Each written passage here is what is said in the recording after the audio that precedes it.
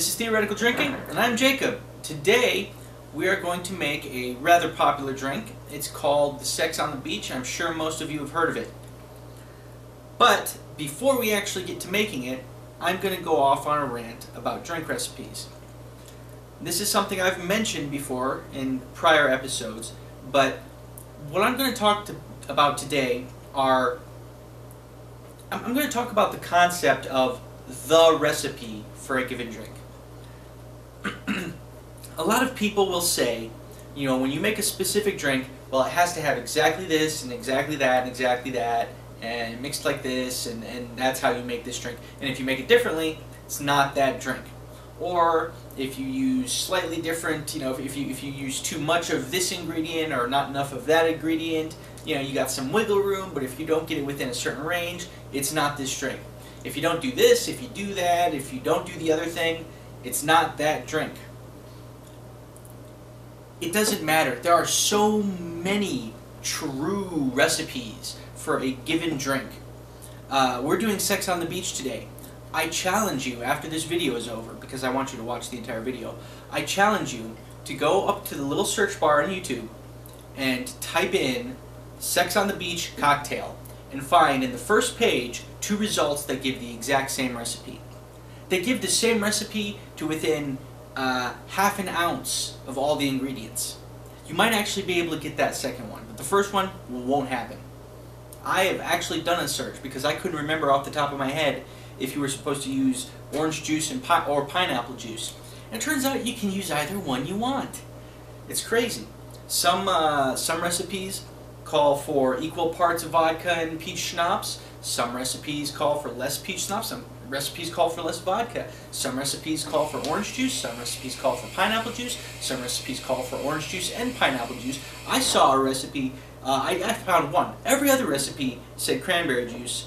And I found one recipe that didn't mention cranberry juice at all. It said a dash of grenadine and a cherry. I'm like, really? So, don't let people tell you that if you're making this drink this way, then you're not actually making that drink. You're making something and it's wrong. Don't let them tell you that. End rant. Now, on to the actual recipe for the drink. The closest that you will get for the authority on how a recipe is supposed to go is if you check with the International Bartenders Association. It's a fairly, you know, it's an everywhere sort of authority. It's international. It's not this country. It's not that country. And so it's a nice place to go to get a baseline for a recipe. What exactly is supposed to be in here? But they are not the authority. They're just the International Association of Bartenders, or I'm sorry, the International Bartenders Association. You know, I mean, they've got some opinion weight behind them. You know, they're all bartenders, you know, all over the place. They have some kind of, you know, they've got some experiential authority to say, well, when you make this drink, you know, you should make it like this. Okay, as long as they're saying, well, you should make it like this. You can make it however you want. That's the important thing. All right, end rant one more time. So, the way we're going to do it is more or less the International Bartenders Association recipe. Now, with a Sex on the Beach, you actually build it in your glass. You don't shake it. You can shake it if you want. Nothing wrong with that. I think the orange juice will kind of froth it up if you shake it. That's fine. It's your drink. Drink it however you want. So, first thing we're going to do, put in some ice. Ice in the glass. Then I'm going to go searching for my little measuring cup. And I'm going to put in 1 ounce of vodka. I'm using Kettle One because I've never actually had Kettle One vodka before. I mean, I'm not a big fan of vodka, but I figure I should try it. Everybody says Kettle One is at least decent. So, I'm using Kettle One vodka. Use whatever vodka you want or happen to have around. I'm going to use half an ounce of any peach schnapps you have. I'm using Peachtree. Nice brand, I guess. It's the, I don't know how to spell that, pronounce that, Decoupier. I don't know. They're the ones that do these big, wide, flared-out bottles. I love it. They go glug, glug, glug, glug, glug. I think that's awesome. All right, 1/2 ounce of peach schnapps. Didn't go glug, glug, glug that time because it's not been full for quite some time. You need to get a full bottle for the glug, glug noise. And then I'm going to deviate from the Bartenders Association recipe because they say 2 parts vodka, 1 part peach schnapps, 2 parts of each of the orange juice and the cranberry juice.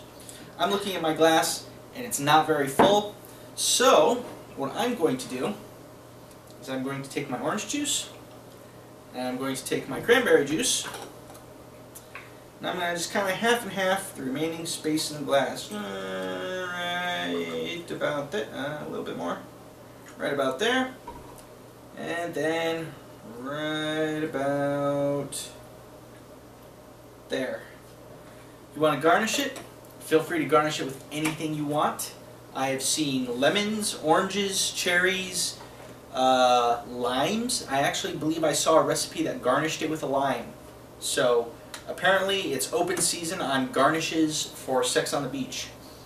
Go ahead and give it a little stir. You always want to stir when you're building a cocktail in glass.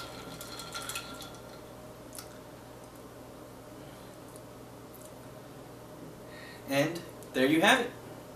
Sex on a Beach. Vodka, peach schnapps, orange juice, cranberry juice.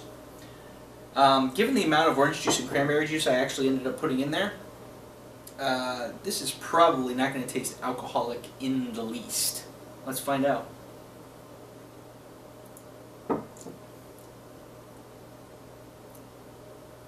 It tastes like orange juice mixed with cranberry juice. It's a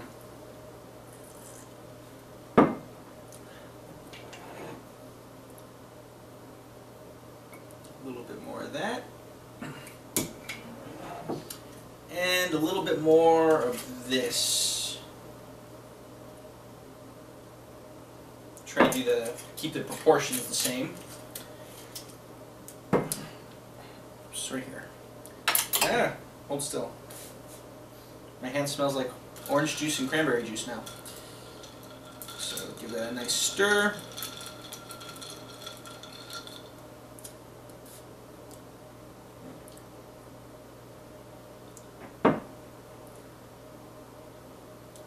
Now if you really, really reach for it, you can get a hint of that alcohol. Interestingly enough, I'm getting a lot more peach schnapps than just generic vodka alcohol taste.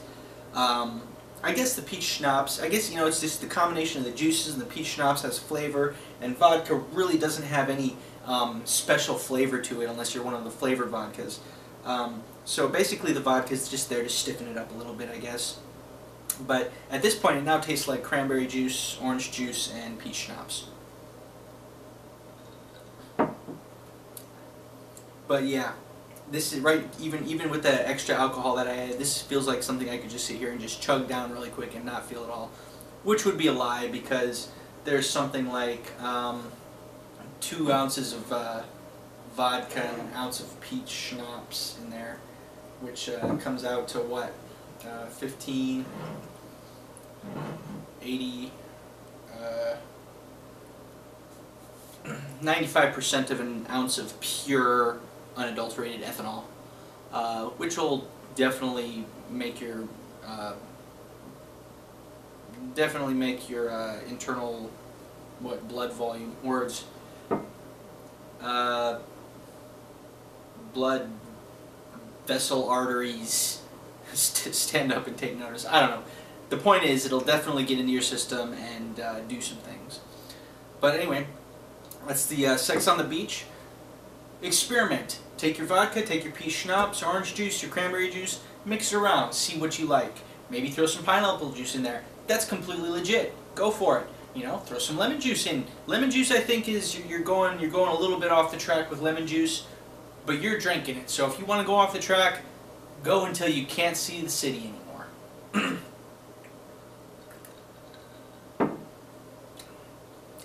Yeah. That's a generic. We'll just call this the generic recipe. Go ahead and make it however you want to make it, and make sure you enjoy whatever it is you drink. I'm Jacob, this is Theoretical Drinking, and I will see you guys later. Bye!